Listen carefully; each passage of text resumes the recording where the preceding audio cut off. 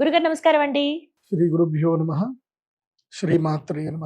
అచింత్య వ్యక్త రూపాయ నిర్గుణాయ గుణాత్మని సమస్త జగదాధార మూర్తయే బ్రహ్మణే నమః. ఇక ద్వాదశ రాశుల్లో చివరిదైనటువంటి మీనరాశి గురువు గారు, మరి వీరికి ఎలాంటి పరిహారాలు చెప్తారు? అసలు ఫస్ట్ వీళ్ళ జాతకం ఎలా ఉంది ఈ సంవత్సరం? ఎందుకంటే ఏలినాటి శని దశలో ఉన్నారు కాబట్టి శని అనుకూలిస్తున్నాడా లేదా, గురు ప్రభావం ఎలా ఉండబోతోంది, అలాగే రాహుకేతువులు ఎలా ఉండబోతున్నాయి, మొత్తంగా వాళ్ళ జాతకం ఎలా ఉంటుందో తెలియచేస్తారా? మీనరాశి ఆదాయం 11, వ్యయము 8, రాజపూజ్యం 5, అపమానం 6.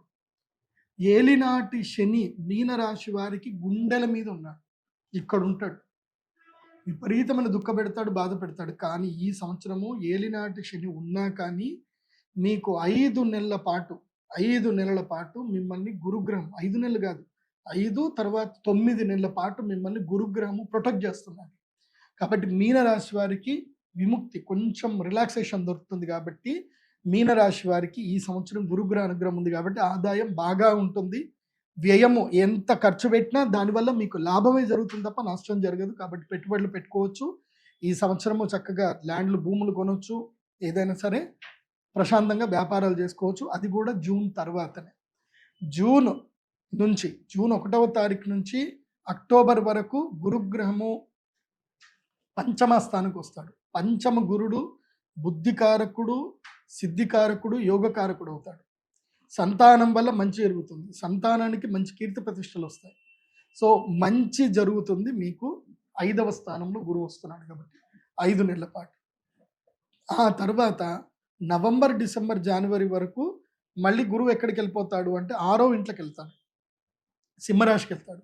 మళ్ళీ అప్పుల పాలు చేస్తాడు, మళ్ళీ మోసాలు అయిపోతాయి. అప్పుడు శని మళ్ళీ తన స్ట్రాంగ్ తీసుకొసుకుంటాడు. మళ్ళీ మీ గుండెల మీదకి వస్తాడు, కళ్ళీళ్ళు పెడతారు, బాధలు వస్తాయి, మోసపోతారు, ఇబ్బందులు వస్తాయి, నెగిటివ్స్ అన్నీ ఉంటాయి. నవంబర్, డిసెంబర్, జనవరి నెగిటివ్స్ ఉంటాయి. మళ్ళీ జనవరి నుంచి మళ్ళీ గురువు అనే బ్లెస్సింగ్స్ వస్తాయి కాబట్టి బాగుంటుంది. కాబట్టి మీన రాశి వారికి నేను చెప్పేది ఏంటంటే ఈ సంవత్సరము లైఫ్ని ఎక్స్ప్లోర్ చేయండి. జూన్ వరకు లైఫ్ని ఎక్స్ప్లోర్ చేయండి, తిరగండి, తీర్థయాత్రలు చేయండి, రీసెర్చ్ చేయండి, ఏ పనులు చేయాలి, ఏ పనులు చేయకూడదు. ఒక మంచి అడ్వకేట్ తోటి ఫ్రెండ్షిప్ చేసుకోండి, ఎక్కువగా లా వీడియోస్ చూడండి, ల్యాండ్ డిస్ప్యూట్లే ఏంటి ఏం కదా. ఎందుకోసం అంటే మీరంతా లీగల్లో ఇరుక్కుంటారు, ఇప్పుడు అంతా కూడా లీగల్ డిస్ప్యూట్లో ఇరుక్కుంటారు. కాబట్టి లీగల్ డిస్ప్యూట్ జోలికి వెళ్ళకండి. అండ్ క్రైమ్ మెంటాలిటీ వస్తుంది, ఈజీ మనీ సంపాదించాలి అనే ఆలోచన వస్తుంది. ఈజీ మనీ మంచిది కాదు, ఈజీ మనీ జోలికి వెళ్ళకండి. ఓకే, ఈజీ మనీ ఎంతగా మిమ్మల్ని సంపాదింపజేస్తుందో అంత మిమ్మల్ని కిందికి నెట్టేస్తుంది. సో మీ మైండ్ని కష్టపడాలి, కర్మ చేయాలి, హార్డ్ వర్క్ చేయాలన్న మెంటాలిటీని మీ మైండ్కి సెట్ చేసుకోండి. అది మీకు మంచిది. నేను అందరిలాగా రాశి ఫలాలు చెప్పను, అది జరుగుతుంది ఇది జరుగుతుంది కాదు. ఏం చెయ్యాలి, ఏం జరుగుతుందో నాకు ఆల్రెడీ తెలుసు కదా. ఏం చెయ్యాలి ఏం చేయకూడదు చెప్తాను, అది చేసుకోండి సరిపోతుంది. సో మీ మైండ్ సెట్ని ప్రిఫరబుల్గా ప్రిపేర్ చేసుకోండి. అండ్ మీన రాశి వారు ఒక లైఫ్ స్టైల్ని డిజైన్ చేసుకోండి. పొద్దున్నే 5-6 గంటలకు లేవాలి, ఒక గంటన్నర సేపు వాకింగ్ చేయాలి, యోగా చేసుకోవాలి, చక్కగా బ్రేక్ఫాస్ట్ చేసుకోవాలి, 9 గంటలకల్లా పనికి వెళ్ళిపోవాలి, 5 గంటల వరకు పని, 5-6 గంటల వరకు పని కంప్లీట్ చేసుకోవాలి, మళ్ళీ సాయంత్రం పూట ఇంత యోగా ధ్యానం చేసుకోవాలి, కడుపు నిండా తినాలి, పడుకోవాలి, అంతే. No mobiles, no discussions, nothing. Focus on only money, not entertainment. ఎప్పుడు జూన్ వరకు ఎంటర్టైన్మెంట్ ఏమైనా చేసుకోండి. జూన్ నుంచి మాత్రం ఎర్నింగ్ మీదనే ఉండాలి, డబ్బులు సంపాదించడం మీద ఉండాలి, పని మీదనే ఉండాలి. Focus on learning and earning, దీని మీదనే ఉండాలి. సో జూన్ టు అక్టోబర్ ఒక టైం, నవంబర్, డిసెంబర్, జనవరి ఏమో తీర్థయాత్రలు, దైవ తీర్థయాత్రలు పెట్టుకోండి. మళ్ళీ ఫిబ్రవరి, మార్చ్, ఏప్రిల్, మే, జూన్, జూలై గోదావరి పుష్కరాలు స్టార్ట్ అయిన సేపు మళ్ళీ ఎర్నింగ్ మీదనే ఫోకస్ చేయండి. మళ్ళీ నెక్స్ట్ ఇయర్ రాశి ఫలాలు ఏందో చెప్తాను, ఆ టైం వరకు నేను చెప్పినట్టుగా ఇలా సిస్టమేటిక్గా మీ లైఫ్ టైం ప్యాటర్న్ చేసుకోండి. ఆరోగ్య విషయం నష్టమవుతాయి, స్కిన్ ప్రాబ్లమ్స్ వస్తాయి, గట్ హెల్త్ ఇష్యూస్ వస్తాయి. అండ్ 2 వీలర్ డ్రైవింగ్ చేయకండి, డ్రంక్ అండ్ డ్రైవ్ అస్సలు చేయకండి, చాలా జాగ్రత్తగా ఉండండి. ఈ సంవత్సరము ఎక్కువగా కేసులలో ఇరుక్కుంటారు, లీగల్ ప్రాబ్లమ్స్ మీన రాశి వారికి ఉన్నాయి కాబట్టి లీగల్ డిస్ప్యూట్లో నుంచి చాలా జాగ్రత్తగా ఉండండి. మంచి ఒక అడ్వకేట్తో ఫ్రెండ్షిప్ చేసుకోండి మీనరాశి వారు. తొందరపడి పెట్టుబడులు పెట్టకండి జూన్ వరకు. జూన్ తర్వాత పెట్టుబడులు పెట్టేటివి సానుకూలంగా ఉంటాయి. కాకపోతే లీగల్ ఒపీనియన్ తీసుకున్న తర్వాతనే వెళ్ళండి. చంచల స్వభావం వద్దు, తొందరపాటు నిర్ణయంలో ఏమీ చేయకూడదు. మీనరాశి వారు ఈ సంవత్సరం ధరించవలసిన మాల మయూరమాల తప్పకుండా ధరించండి.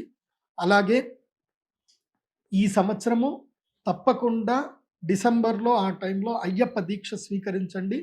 అయ్యప్ప దీక్ష స్వీకరించి తీర్థయాత్రలు చేయండి. చక్కగా కలియుగ ప్రత్యక్ష దైవ శ్రీ వెంకటేశ్వర స్వామి కాలినడకన స్వామివారి దర్శనం చేసుకోండి. పళని సుబ్రహ్మణ్య స్వామి దర్శనం చేసుకోండి. కంచి కామాక్షి అమ్మవారి దర్శనం చేసుకోండి. ఇలా ఇవన్నీ దర్శనాలు చేసుకుంటూ శాస్త అయ్యప్ప స్వామి దర్శనం చేసుకోండి. దానివల్ల మీకు అన్ని సమస్యలు దూరం అవుతాయి. మీనరాశి వారు ఈ సంవత్సరం కోపం బాగా తగ్గించుకోండి.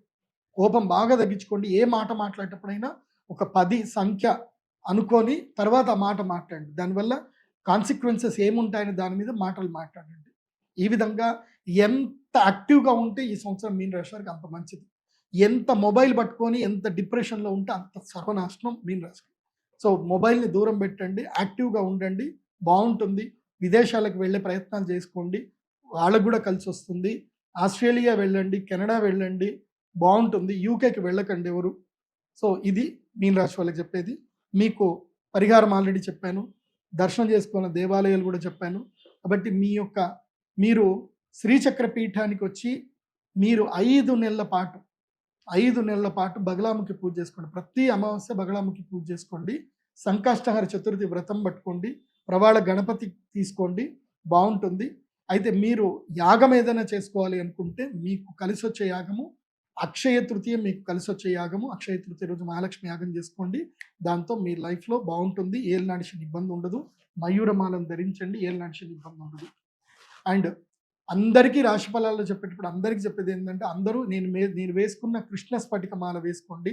నరదృష్టి నుంచి కానీ, ప్రేత బాధలు కానీ, ఏ దృష్టి బాధలు కానీ అన్నిటి నుంచి ప్రొటెక్ట్ చేస్తుంది ఆల్ ఇన్ వన్ మాల కృష్ణ స్ఫటిక మాల. ఇది అందరూ ఎప్పుడూ ధరించవలసిన మాల కృష్ణ స్ఫటిక మాల. అట్లాగే మీ date of birth, time, place మీది ఒరిజినల్గా ఉంటేనే నేను చెప్పే జాతకాలన్నీ కరెక్ట్గా ఉంటాయి. కాబట్టి మీ date of birth, time, place తోటి pradeepjoshi.com వెబ్సైట్ విజిట్ అవ్వండి. అక్కడ మీకు అన్ని ప్రొడక్ట్స్ దొరుకుతాయి. జాతకం కూడా దొరుకుతుంది. జాతకం ఆర్డర్ చేసుకోండి.